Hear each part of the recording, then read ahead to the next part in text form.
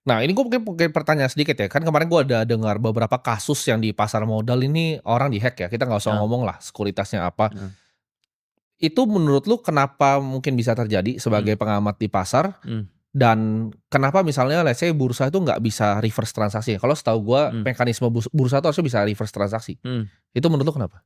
Kalau yang kemarin jadi akun gue sendiri juga ada kena hack, Bro. Oke, Tapi gue dananya dibalikin, oke. dana gue dibalikin. Di sekuritas apa kalau nggak bisa ngomong? Janganlah Oke. janganlah.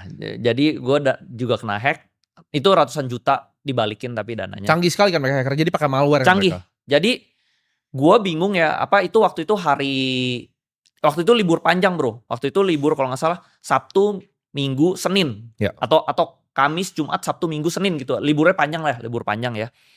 Tiba-tiba gue bingung. Kan kalau sekuritas kan sekarang udah terkoneksi ke BCA kan. ya. Tiba-tiba ada yang withdraw, Bro. Oke, 100 juta, 100 juta, 100 juta, 100 juta, 100 juta gitu. Di withdraw banyak. Nah terus gue bingung.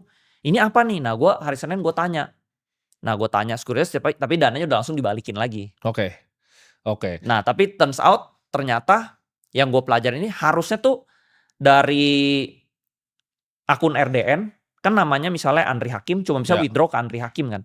Turns out ternyata si hacker ini dia masuk ke sistem sekuritas. Lalu dia withdraw ke nama yang beda. Jadi dia bisa approve. Nah, salahnya itu mungkin dari banknya ya. Harusnya bank, kalau di bank, jadi yang kehack itu cuma bank BCA. oke, Jadi kalau bank lain nggak bisa. Jadi khusus BCA. Karena BCA itu katanya bisa approve lu ke akun lain, ke nama lain tuh lu bisa approve. Jadi dia bisa oke, lewat. Nah, jadi oke. salahnya sebenarnya di bank BCA-nya saat itu. Nah, ini kan sebenarnya bikin, apa namanya, investor yang saham jadi khawatir. Karena gini, kalau di kripto orang tuh punya Hmm, kekhawatiran, "Oh gimana kalau misalnya cold wallet gue dirampok?" Gitu. hmm.